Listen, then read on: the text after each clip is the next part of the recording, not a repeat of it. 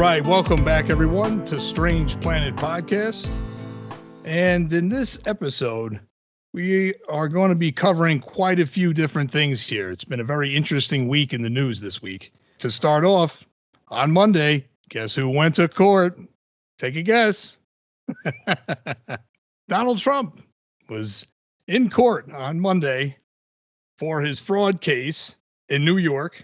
And on Tuesday, the judge issued a gag order. And then on top of that, we can't forget that there are 2 federal indictments and there are 2 state indictments. Now, the 2 federal ones, he has one in Florida for the classified documents situation and how we'd like to hide those and move them around. And we all know how that went. And then he has another federal indictment in D.C. when he tried to overthrow the government for the insurrection. And then it brings us down to his other 2, the 2 state indictments, is the one in New York for Stormy Daniels' hush money, tried to pay the porn star off, and the other one is in Georgia for election interference. So this is the update, basically. What are your takes on this, guys? Well, G, it's just this has been a long time coming for him. He had all the things that he was doing with, Ukraine, and they tried to impeach him, and it didn't go through because of the stupid Republicans kissing his ass all day. And now look at the Republicans. Now they can't even, deal with themselves. Because now you got the off faction of the MAGA Republicans versus what they know as the Rhino Republicans. And getting back to Trump, it's just like now he's getting his just desserts. And everyone that was on his side is crying boo-hoo and trying to make like he didn't do anything wrong. And he should really be in jail. The fact that he's walking around campaigning, it's just he decided to become president so he could avoid all the court. The fact that we're still pushing it on him, he's like, oh no, I'm a candidate. You can't touch me. I can't wait until this is all done and we don't have to talk about him anymore. But I get the feeling that's going to be a long time. Yeah, I mean, each one of these cases is going to take a significant amount of time. And when he has a schedule for campaigning, he's probably going to try to use that to get out of some court dates, delay it further. We'll see how much leeway the judges allow him. But I think yes, the criminal indictments are threatening to Trump.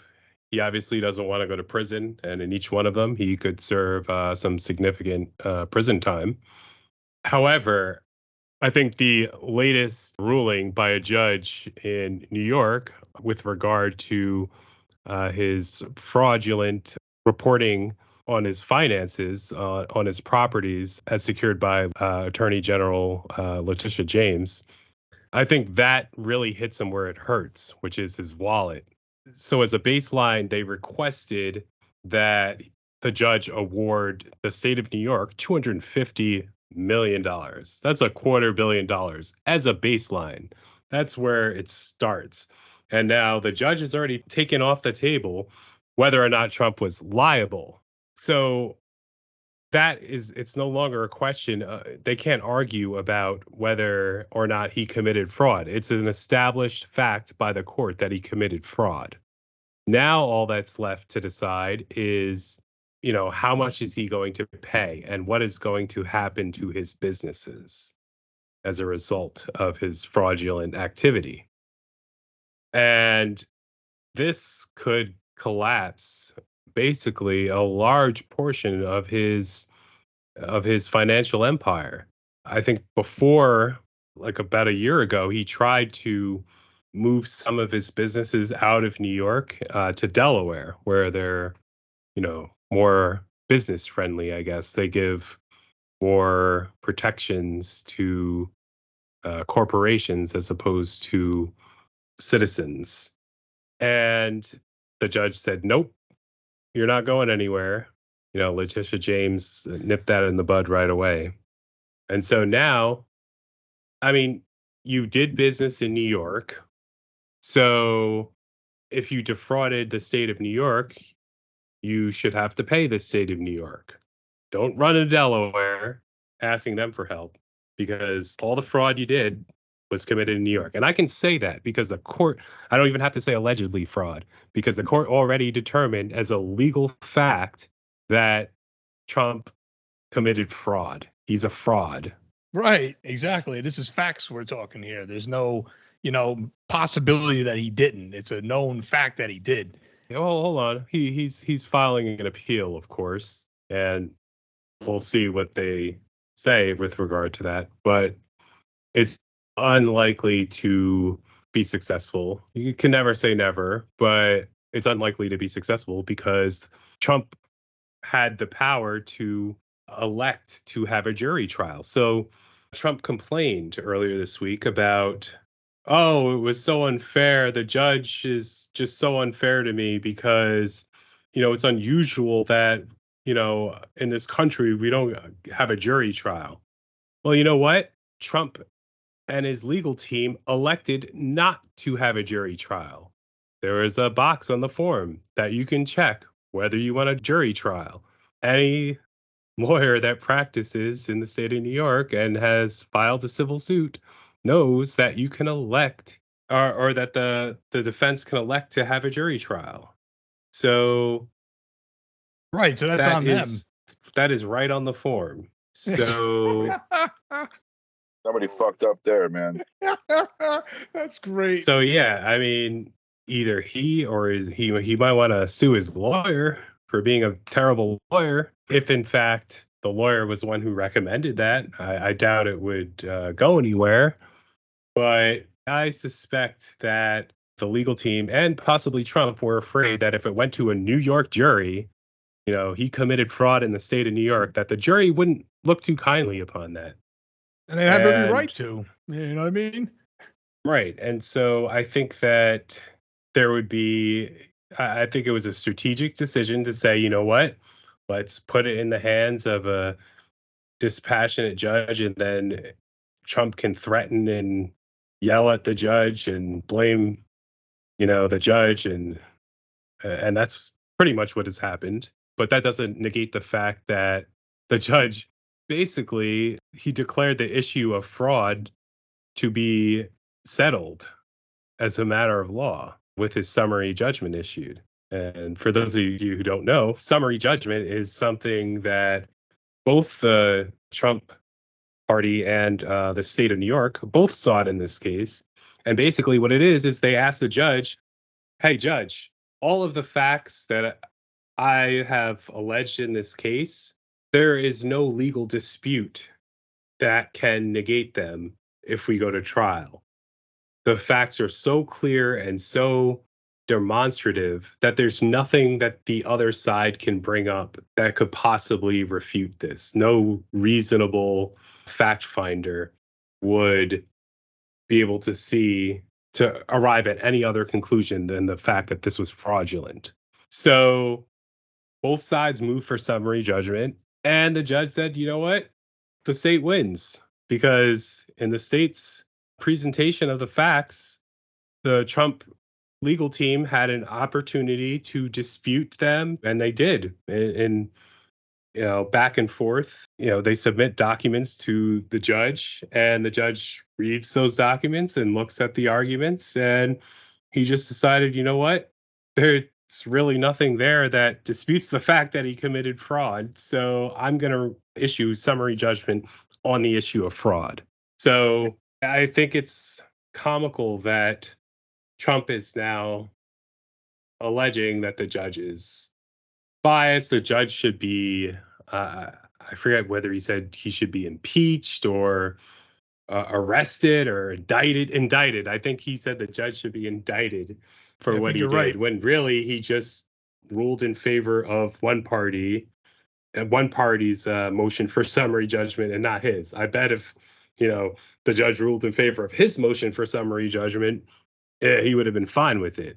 But because he sided with Attorney General Letitia James's motion for summary judgment, he's indictable. Right. Tell you, it never ceases to amaze me how this guy always tries to play the victim mentality. Oh, the judge this, and then remember, the election fraud. You know what I mean? Like, he's just a whiny little bitch about everything. And then when it comes time, when he gets caught, and then it comes time for accountability, he starts shaking in his boots. You know what I mean? Oh, well, I didn't do that. What are you talking about? You know, you know what I mean? It's so ridiculous that it's almost predictable at this point. I'll have to say this though, it's getting kind of on the bizarre creative side of what they're trying to, throw out as excuses. Because I think one of the excuses they threw out to the judge was that square footage is subjective. It's like, I'm sorry, what was that? You mean basic math is subjective? So it was like, because that was how he valued his. Right. When you take out a ruler and try to measure, your apartment, somehow the rulers are subjective. They can change. Like I don't get that. Me neither. Yeah. Neither did the judge, so that's why he ruled against that one. I think he laughed at it or whatever. But it's really like they're getting so desperate that the actual lawyers who went to school for 8 years at least and spent all this money to get law degrees, passed bars, practiced under other attorneys that showed them the ropes, to come to this point where they're throwing out garbage like this. It's laughable. In fact, I think in this case, the judge issued sanctions against the attorneys. They were nominal in value. I think it was only $750 per attorney. But they said that the lawyers' arguments for Trump were so ridiculous that, and usually, you can defend your client vigorously. You can say a lot of things, but he said that the arguments were so ridiculous that they're just a waste of time. They were just a waste of the court and the taxpayers' time. So they're each getting fined $750. And that's rarely done. Right? But that shows you how ridiculous it is. And to make matters even worse and more hilarious, I guess, for the first time in history, the Speaker of the House, the Republican Speaker of the House, Kevin McCarthy, was eliminated. So now there is no Speaker of the House. I'm sure you guys heard about this too, to add more circus to the chaos here. Yeah, it's really funny. I mean, was this voted, or were the Republicans like, no, he's out? So here's a little history of Kevin McCarthy. It'll be kind of short because he only lasted like 9 months. So back in January, when he wanted to be elected speaker, when the new Congress took session, it took him 15 tries to get in. And there were, I guess, a faction of holdout Republicans, including people like Matt Gaetz, that were staunchly MAGA and crazy. And they basically said, if you want to be speaker, on that 15th vote, they basically said that you have to agree to let, upon any House member bringing a motion forward or a resolution forward to vacate the speakership, which means to remove the speaker from office. Like, that's all it took. One member of Congress to introduce that bill, or that resolution rather. So that diminished the threshold that would be needed for essentially what is a vote of no confidence and to get him out of office. So fast forward, and you don't have to go that fast because, again, it was only 9 months. After this whole budget debacle where we didn't know whether we were going to have to shut down the government, as Republicans like to do very often. So after that occurred, Matt Gaetz cashed in on that concession he extracted from Kevin McCarthy in order for Kevin to get his speakership. And he introduced that resolution, and Kevin McCarthy kept daring him to over the past couple of weeks. He introduced that resolution to remove him, and essentially the House held a vote, and they decided that they would no longer require Kevin's services anymore as speaker. And that's quite telling in terms of how Republicans can't govern. They just can't even keep their own shit together within their own caucus, much less govern, the entire house. And if you think that's bad, look at what they did when they were in charge of the country. You had people running all over the fucking house, trashing it, and the Senate. You had people running into the Senate chamber and with weapons and shit, and just ransacking the place. It just shows you that Republicans are the party of chaos, and they just don't know how to govern. They don't have an agenda. They say their agenda is being conservative and, small government and cutting spending. But when they have a president, they don't cut spending, they spend more. So what is really their agenda?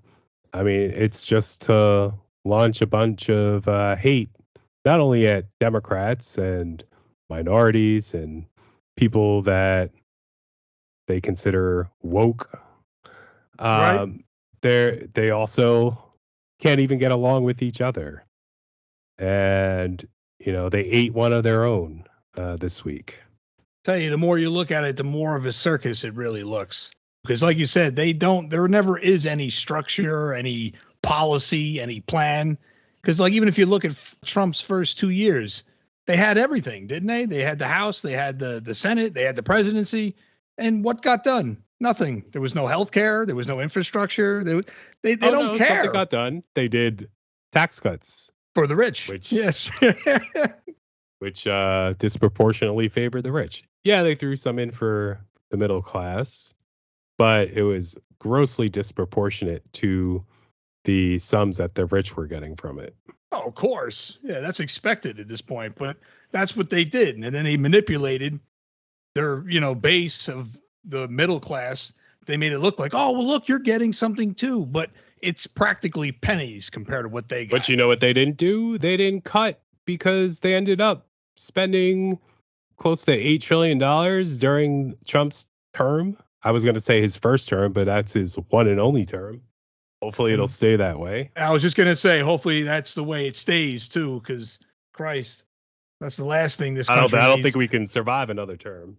I don't think so either, to be totally honest. The proof is in the pudding too. You have to go by what we've already been through to be able to judge what the future can bring. So if you see his last disaster of a presidency in those 4 years, there was literally almost nothing of any positive value, period, that came of it.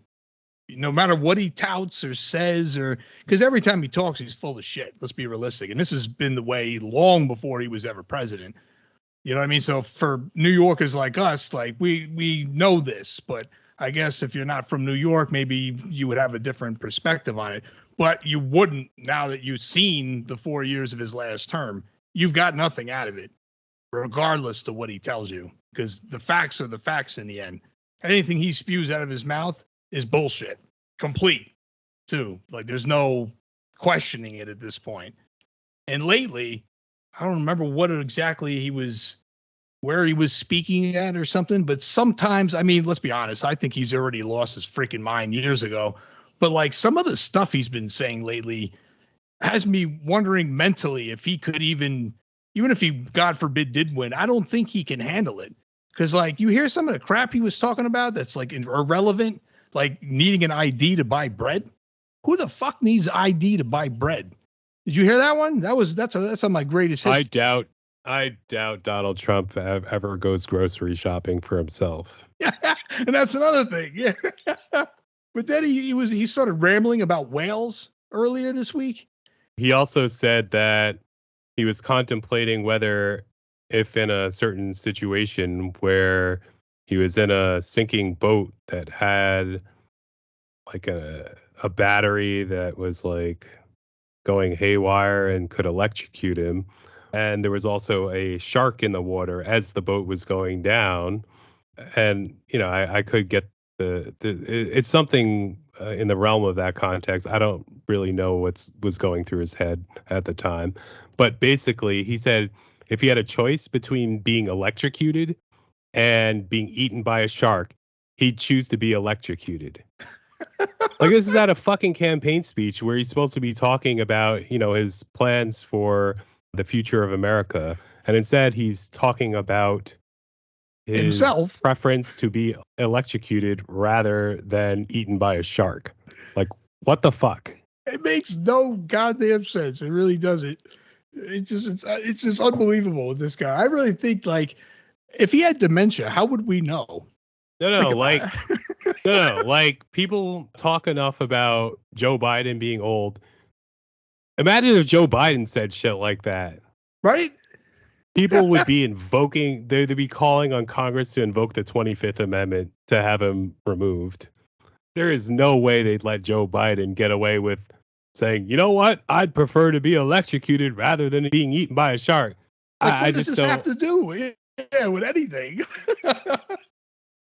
And he also has some kind of vendetta against windmills, but I think what he really means is the wind turbines that they use for power. So, like, once again, he's using the wrong term to describe something that he knows nothing about. No, it's a concept that didn't quite reach his head. So, so that's understandable. Right? It was probably described to him in very simple terms, and that's probably how his mind was able to conceive of it. And one thing I'll also add and bring up into this is the fact of age. Because, like, some people are thinking that maybe Biden's too old or this, that, and the third. I don't really want to hear that shit when basically Trump is not only not that much younger, he's practically in the same boat. But, like, I mean, look at McConnell the last couple of times while he was just kind of gaping at the camera. So you can't say that Biden's too old, but Mitch McConnell isn't, when McConnell's the one freezing up on stage. You know what I mean? Like, sure, Biden might, you know, slur a few words or something, but like Rook was just saying, he's not talking about whether he'd rather get electrocuted or eaten by a shark. You know what I mean? Right, at least Biden is, you know, it might not even really have to do with the age of Trump in terms of his derangement, because he's been saying a lot of deranged things for years. This week, we also found out that his ex-chief of staff, Mark Kelly, informed us that some of the things we've heard Trump say about military service members, he confirmed that they were in fact true. Wow. He called military service members losers and suckers for serving in our military. And we previously had glimpses about this when he attacked a Gold Star family. Gold Star families being family members who lost someone who served in the military, who died serving our country. If you don't remember that, he attacked the Gold Star family during his campaign. Yep. He attacked John McCain. He says, I don't like people who are captured. He attacked George H.W. Bush for getting shot down during World War II. Wow. Like, this person has zero respect for our military. And Republicans like to claim that they're the party that supports the military, yet they pick this fucking guy. Mark Kelly also confirmed that Trump has a problem with being around wounded warriors, veterans that come home with injuries, some of them very serious. He doesn't want to be around them because it's a bad look for him. And he again says that they are suckers because there's nothing in it for them, he says. Like, that is fucking disgraceful. He has no business being our commander in chief. He had no business before, and he certainly shouldn't get elected again. Damn right. And I'll tell you another thing. This is coming from Cadet Bone Spurs. Because, yeah, that was his cop-out when the time came, remember? So he can talk a lot about that. But then when it came time for him to actually go, oh, I got some made-up Bone Spurs. All right, no, but, like, no. But, like, in his view, serving in the military is for losers and suckers. So, of course, he lied or whatever to get out of it. Of course, he would try everything he could to get out of serving in the military, because in his words, the military is for losers and suckers. Imagine that. That's the ex-president saying that. That is our ex-commander-in-chief who wants to be commander-in-chief once again. Right? Like, you would think that would be enough alone to be like, let alone the long list of indictments and stuff we were talking about earlier. You know what I mean? I'm sorry. Republicans are so delusional that they will send this guy back to the Oval Office and in command of our troops again. Right? It's absolutely ridiculous. It's a slap in the face. If you think about it, too. It really is. Like, it's beyond disrespectful. And the enablers still seem to suckle at it. You know what I mean? Like, I can't figure that part out. How they think that this supposed rich guy that was handed money due to family inherited money, rather, and somehow they think he cares about them. When clearly his policies and procedures, well, there is no policies and procedures, so I can cut myself off right there. But like, he's done nothing for these people. But like, the only thing that I can think of is the reason why, I mean, this is not a reason to do it, but this is the only thing in recent days that I can think of that why some people are still on this stupid train. And that's because in their eyes, I think they still see him as like that host or that like apprentice or that like, you know what I mean? Like entertainment icon. But you can't mistake that for a politician. Because when you become the president of all political positions, that is a very serious role, and that's not something that you can just keep acting like a fucking moron. You know what I mean? Like this is serious shit now. Well, he's not acting like a moron. He is a moron. Well, that's true too. But it's like despicable, the whole thing, if you think about it. I've never seen politics this abnormal in my entire life. Well, I'll to quote George W. Bush when he attended Trump's inauguration back in 2017, after he heard Trump's inauguration speech, he said, "This is some weird shit." That's fucking awesome. But I think he perked up a little bit because for a while he was probably one of the worst presidents this country ever had. But now he has definitely been topped. There is not a question there. He has been, Donald Trump is by far the worst president this country has ever seen.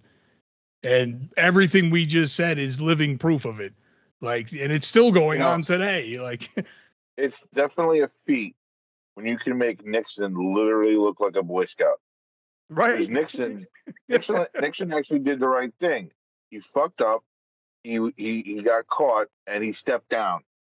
He's like, yeah, I'm going to step down for being president. Oh no, he got caught on the Watergate tape. Yeah, but before he could get convicted, he stepped down or impeached or whatever. Oh yeah, before he got impeached, he resigned because they threatened to impeach him, his own party. Yeah, his own party. Look at that. Republicans actually doing something. You would never see that again today. No. See, what I think is Trump gave the Republicans back in 2016 a promise that you guys are going to be able to get away with anything while I'm president. And that's where the MAGA Republicans were born, because these are people who want to do things for themselves. They don't care about the people they represent or even care about the party that they represent. All they want to do is just make money for themselves and have power over people, whether it's for good or bad. They just want to be able to make the rules. And I mean, this is hypothetical in my mind, but I mean, it sounds pretty on par for what's happening. And he fooled them all. They made him president, and then he did exactly what the MAGA Republicans are doing. He did for himself. Didn't care about the people he represented, the government he represented.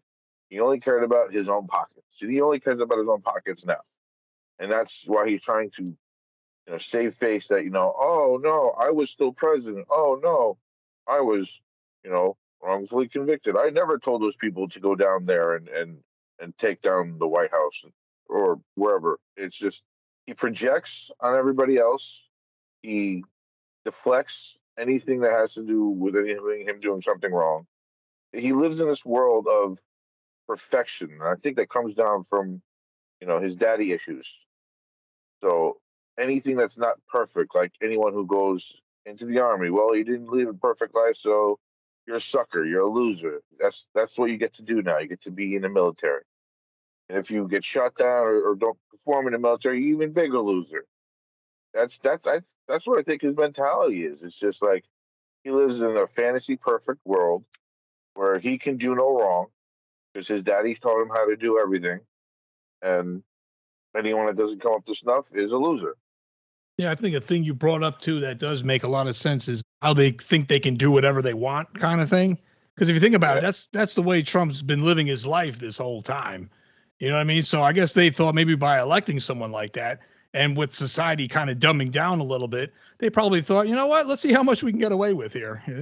You know what I mean? And sadly, I mean, they actually managed to until now get away with quite a bit, which is actually shocking as it is depressing. But bottom line is that is a road that will eventually come to an end.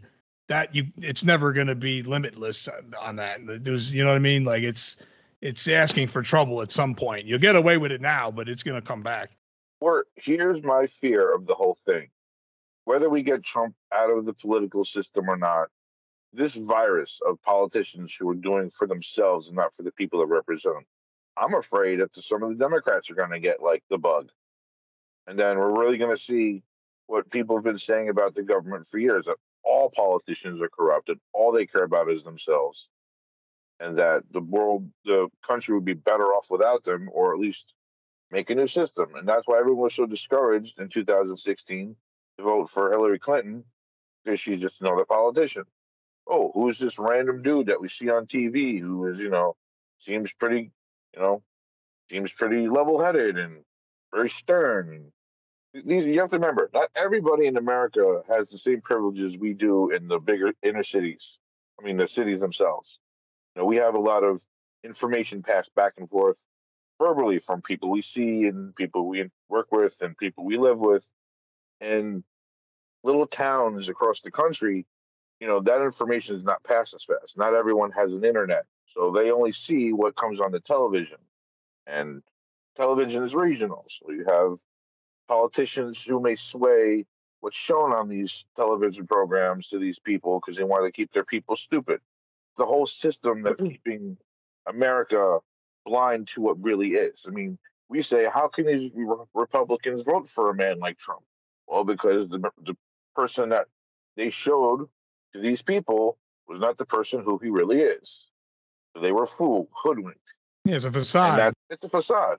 Yeah, almost. And it's scary because, it almost feels like in order to get rid of this virus coming into the politics now, that's even worse than just regular greed. It's super greed. Do we tear down the whole system, or can we get enough people voted in there with good intentions and good ideas to actually change the rules to make it better for everybody?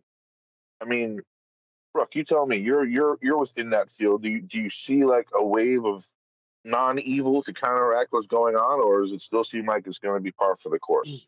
So one of the things that I would say is that it's going to be very hard to reverse the course of discourse in this country with regard to politics being either corrupt or for the rich, because there's just so much information and misinformation.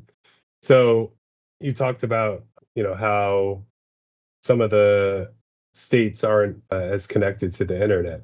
But I think that a lot of them are connected to the internet. They're just connected to their own little bubbles where they just consume the same information or misinformation from the sources that seek to deceive and mislead them in order for their own profit. I was going to say I agree with that, but I'm saying like there are ones out there who don't have that connectivity. They're few and far between, because we're mostly a technological country, but it's just that's my saying of the extreme of the people who are misinformed. But continue. I think the majority of Trump supporters have access to information, but they just choose to access the wrong information, intentionally, misleading information. And I don't know if they do it intentionally, but they're just at least willfully ignorant. They disregard anything that does not agree with their worldview. And, humans in general have that sort of cognitive bias. But I think it's very pernicious in terms of extremists of which the Republican Party is now catering to those extremists in those extreme positions. And you said that perhaps you fear that the Democrats might succumb to the same sort of type of either extremism or self-indulgence. And I think that, yeah, I mean, that's always a possibility. And in fact, I think I more recently, because before I would say the Democrats, no, they wouldn't do this. Liberals, no, we don't do that type of extremism. But I've heard, I'm coming to believe that when you have one form of extremism rampant on one side, there is usually a counteracting extremism on the other side that arises in order to combat it, in order to push back on it. And so when you see these radicalized maga, or it grew from the Tea Party, you saw all of these very rabid Republicans taking over the party. And I think in seeing that, there may have been a lot of Democrats who were, afraid of this and wanted to fight back. And some of them might, want to take it to the extreme in another direction in terms of, so, we have extreme capitalism, unfettered capitalism, unregulated capitalism, as supported by, for the most part, the Republican Party. And so you see socialism also on the rise because that is seen as potentially an antidote to the rampant capitalism that has been harming our country. That's been unregulated because the trend has been to deregulation over the past few decades. And that's how we got the financial crisis back in 2008. And so I think you had the Occupy Wall Street movement, which was, I guess, more of a, you would associate it more with the left in terms of being more anti-capitalist or anti-unchecked capitalist. And so, yeah, there is, I think, a danger that extremist elements will grow in both parties. The difference is, thus far, the Democrats don't put their extremists in charge of their party. Right. They don't hold leadership positions. They don't elect them to the presidency. Say what you want about Joe Biden, but Joe Biden's been there a very fucking long time. I'm sure everyone would agree with that. Oh, of course. He is not, some freshly grown new brand of liberal. He has been there for a while. We don't send our crazies to Congress. Okay, we might send a few crazies, but we don't put them in leadership positions. Okay? That's the difference. We are responsibly governing as a party. The key word you used there was responsible. That's, you and don't also get that. Governing, because Republicans sure don't do that. No, exactly. That's what I was saying. Like, that responsible term is something that isn't a conservative term whatsoever. You don't get that with that. It's just disorder and chaos. They would like you to think it's a conservative term. Personal responsibility. Right. Yet none of them are personally responsible for failing to pass our budget. Right. Does anybody find it ironic too that the party back in 2016, the party that was yelling lock her up, now looking like that Trump is the one that's possibly going to be getting locked up? Does anybody find the irony of that? Like, I mean, we've been saying that then too. Like, it wasn't a shock for us that we're here now and that she's not. You know what I mean? Well, I mean, when some people commit crimes and others don't, yeah, I mean, it's that's what happens when there's no evidence to support lock her up. Then, yeah, you're not going to be able to lock her up. Basically, Joe Biden was subject to an impeachment inquiry. Right. And so far, instead of working on the budget, they decided to hold hearings for his impeachment inquiry. And did they uncover any fucking evidence whatsoever? No. Nope. It's just like a big waste of time with them. That's what I'm saying. When you see the actions of these clowns now, let alone when Trump was president, you would think, like, how would someone like this ever get elected again? But that's where misinformation and like Fox News comes into play, I guess. Because you remember back in 2016, DiPiero, whatever her name is, we cannot have a president that's under an investigation and this, that, and the third. Look at Trump right now. Are you fucking kidding me? You just put your foot in your mouth. You know what I mean? He's halfway to prison right now, and he's a Republican Party front runner by a large margin. Which is insane still. Like I still don't understand. And the only thing I'm hoping that DeSantis was right, but I don't think he's going to be, was that he's like, oh, well, polls don't, they're not necessarily voters. It's just polls aren't really the end result. But it's like, yeah, you could be possibly right in saying that, but at the same time, you're so far behind him. You better hope that you're right. No. He's wrong. Polls mean something. If you're like nowhere in the vicinity of it, you're not going to get the nomination. I'm sorry, buddy. Yeah, exactly. I think that was just his cop out for that, because that didn't settle very well, and he's down by a lot. I think out of all the clowns on that stage, he was the ringleader more or less, but it wasn't by a large margin. The large margin is from his number to Trump. Yeah, that's where the gap is. But the problem is really politics nowadays is not necessarily about what you can do within the system. It's a fucking popularity contest. Yeah. It's the prom queen. It's literally like, who do people know more? Do people know who Chris Christie is outside of New Jersey? Not really. They knew he answered phones for Trump at one point. It's the fact that Trump is a popular name. That's why he is, headlining the Republican Party right now, is because most people who are Republican know Trump from his show. They voted for him. They talk about him. Do they really follow politics? Probably not. Maybe they do. Who knows? But at the end of the day, they believe everything that comes out of his mouth, because most of his people are believers. These are not just people who voted for Trump. They believe everything he says. Right. So even over like reality. Problem. That's a big problem, is what that is. So the thing is, there's going to be a vote where some states won't have his name on it. Some states will. I don't know what's going to happen with that situation.